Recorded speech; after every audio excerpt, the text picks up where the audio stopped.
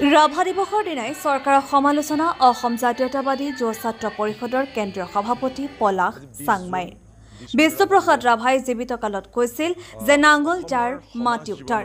কিন্তু বৰ্তমান চৰকাৰখনে বিভিন্ন কাৰণত অসমৰ মাটি বহিৰাগত কোম্পানীক গতাব বিচাৰিছে। বিষ্ণুপ্ৰসাদ ৰাভাই অসমৰ জনজাতীয় জনগোষ্ঠীয় মানুহৰ উন্নতি হোৱাটো বিচাৰিছিল বুলি মন্তব্য প্ৰকাশ কৰে পলাশ চাংমাই। আজি কলিয়াবৰৰ হাটবৰত অসম জাতীয়তাবাদী যুৱ ছাত্ৰ পৰিষদৰ সৌজন্যত অনুষ্ঠিত হোৱা ৰাভা দিৱসৰ কাৰ্যসূচীত উপস্থিত থাকে AJYCPৰ কেন্দ্ৰীয় সভাপতি পলাশ চাংমাই। অসম জাতীয়তাবাদী যুৱ ছাত্ৰ পৰিষদ কলিয়াবৰ জিলা সমিতিৰ উদ্যোগত দিনজোৰা কাৰ্যসূচীৰে কলিয়াবৰ উচ্চতৰ মাধ্যমিক বালিকা বিদ্যালয়ত আজি অনুষ্ঠিত হয় ৰাভা দিৱস। পুৱা পতাকা উত্তোলন আৰু শ্বহীদ তৰ্পণেৰে অনুষ্ঠানৰ আৰম্ভণি হয় আৰু উক্ত অনুষ্ঠানত বৃক্ষৰোপণ তথা ছাত্ৰ ছাত্ৰীসকলৰ মাজত চিত্ৰাংকন প্ৰতিযোগিতা অনুষ্ঠিত হয়। বিয়লি ভাগত ৰাভা দিৱসৰ লগত সংগতি ৰাখি বিশেষ অভিনন্দন আৰু সম্বৰ্ধনা অনুষ্ঠান অনুষ্ঠিত হয়, য'ত নিৰ্দিষ্ট বক্তা হিচাপে উপস্থিত থাকে বিশিষ্ট সাংবাদিক নিতুমণি শইকীয়াকে প্ৰমুখ্য কৰি AJYCP কেন্দ্ৰীয় সমিতিৰ বিষয়ববীয়াসকল। News desk report NA express. আজি 20 জুন বিষ্ণু ৰাভা দিৱস। অসমৰ সমাজ জীৱনলৈ যিবিলাক ব্যক্তিয়ে বিভিন্ন প্ৰকাৰে অৱদান আগবঢ়ালে, আমাৰ ৰাজ্যখনক আহুপুৰুষাৰ্থ কৰিলে, সেই ব্যক্তিসকলৰ ভিতৰত অন্যতম এগৰাকী পুৰোধা ব্যক্তি হৈছে বিষ্ণুপ্ৰসাদ ৰাভা, যিগৰাকী ব্যক্তিয়ে আমাৰ ৰাজ্যখনক কেওফালৰ পৰা সাহিত্য, সংস্কৃতি, ক্ৰীড়া, ৰাজনৈতিক আটাইবিলাক দিশতে অৱদান আগবঢ়োৱাৰ উপৰিও আটাইতকৈ গুৰুত্বপূৰ্ণ কথাটো হ'ল কি, তেওঁ সৰ্বহাৰা আৰু কৃষক শ্ৰেণীক এইখন ৰাজ্যত বা দেশত বা পৃথিৱীতেই যেনেধৰণে মানুহৰ মাজত শ্ৰেণী বিভাজন আছে, ধনী দুখীয়া, মালিক শ্ৰমিক, সেই যিটো শ্ৰেণী বিভাজন, সেই শ্ৰেণী বিভাজন নাইকিয়া কৰিব খুজিছিল। অৰ্থাৎ সৰ্বহাৰাৰ পক্ষত থাকি বিষ্ণুপ্ৰসাদ ৰাভা ডাঙৰীয়াই সমাজখনক আগবঢ়াই লৈ যাবলৈ চেষ্টা কৰিছিল আৰু সেইকাৰণে বহু সময়ত তেওঁ চৰকাৰৰ ৰোষতো পৰিছিল, চৰকাৰৰ বলি হৈছিল, জেললৈকো যাবলগীয়া হৈছিল। গতিকে এই যিগৰাকী ব্যক্তি, সেই ব্যক্তিগৰাকীক আমি অসম জাতীয়তাবাদী যুৱ ছাত্ৰ পৰিষদে তেওঁ আদৰ্শ, তেওঁ যি বাটেৰে বাট দেখুৱাই গৈছে, সেই বাটেৰে আমি যাব খোজোঁ অসম জাতীয়তাবাদী যুৱ ছাত্ৰ পৰিষদে। বিষ্ণুপ্ৰসাদ ৰাভা ডাঙৰীয়াই এইখন অসমত জনজাতীয় মানুহবিলাকৰ উন্নতি হোৱাটো বিচাৰিছিল, জনগোষ্ঠীয় মানুহবিলাকৰ উন্নতি হোৱাটো বিচাৰিছিল। এই জনজাতি জনগোষ্ঠী সকলো মানুহ একলগ হৈ সামগ্ৰিকভাৱে জাতি গঠন প্ৰক্ৰিয়াটো ত্বৰান্বিত হোৱাটো বিচাৰিছিল।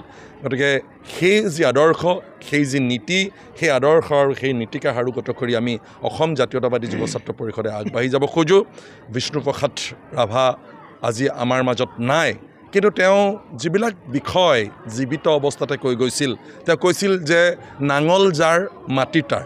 আজি আপোনালোকে দেখিছে সমগ্ৰ ৰাজ্যখনত আমাৰ থলুৱা মানুহৰ হাতৰ পৰা ভূমিৰ যি অধিকাৰ, সেই অধিকাৰ লাহে লাহে নাইকিয়া হ'ব ধৰিছে বা চৰকাৰেও বিভিন্ন সময়ত পুঁজিপতি গোষ্ঠীক বিভিন্ন কাৰণত মাটি গতাব বিচাৰিছে বা ভূমি গতাব বিচাৰিছে।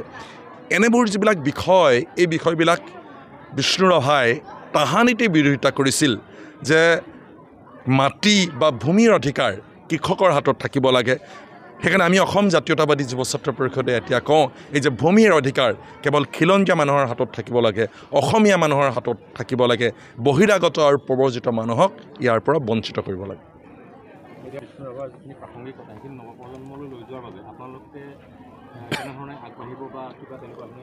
অসম জাতীয়তাবাদী যুৱ ছাত্ৰ পৰিষদ অসমৰ সমাজ জীৱনত তেনে এটি নগণ্য বা ক্ষুদ্ৰতম আমি সংস্কৰণ অসম জাতীয়তাবাদী যুৱ ছাত্ৰ পৰিষদেই নহয়, বিষ্ণু ৰাভাক সমগ্ৰ অসমীয়া জাতিয়ে তেওঁ আদৰ্শ, তেওঁ নীতি, তেওঁ সেই সময়ৰ যি অৱদান অসমৰ সমাজ জীৱনলৈ, অসমীয়াৰ সমাজ জীৱনলৈ, এই আটাইবিলাক অসম জাতীয়তাবাদী যুৱ ছাত্ৰ পৰিষদে আগবঢ়াই লৈ যাবলৈ চেষ্টা কৰিছে আৰু সেইকাৰণে এই কলিয়াবৰতে নহয়, সমগ্ৰ অসমৰ চুকে কোণে অসম জাতীয়তাবাদী যুৱ ছাত্ৰ পৰিষদে এই মহান ব্যক্তিগৰাকীৰ আদৰ্শক সাৰোগত কৰি আগবাঢ়ি যাবলৈ চেষ্টা কৰিছে। ব্যক্তিগতভাৱে মইতো ভাবোঁ যে মহাপুৰুষ শ্ৰীমন্ত শংকৰদেৱৰ পিছত বিষ্ণুৰাভা এই ক্ষেত্ৰত মানে একক অনন্য আৰু অদ্বিতীয় ব্যক্তি।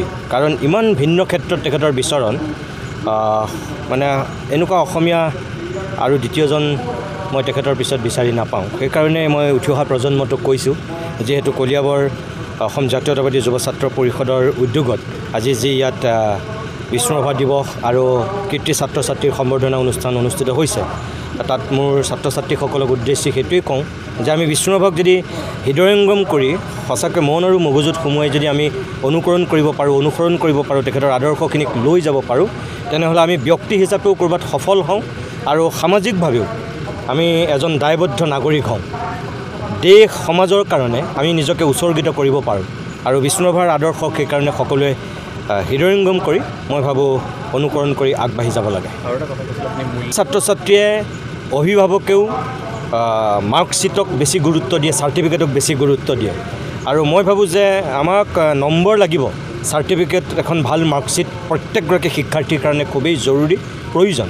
কিন্তু অকল মূল্যাংকনেই সৰ্বাধিক গুৰুত্ব দি যিসকল ছাত্ৰ ছাত্ৰী আগবাঢ়ে, যিসকল অভিভাৱকে সন্তানক আগুৱাব বিচাৰে, মই ভাবোঁ তেওঁলোকৰ ক'ৰবাত ভুল হয়। মূল্যাংকনৰ লগতে একেলগতে মূল্যবোধকো গুৰুত্ব দি আজিৰ ছাত্ৰ ছাত্ৰীক কিন্তু আমি আগুৱাই লৈ যাব লাগিব। তেতিয়াহে তেওঁলোক ভাল মানুহ হ'ব আৰু ভৱিষ্যতৰ সমাজখনৰ কাৰণে তেওঁলোক সঁচা সম্পদ হ'ব।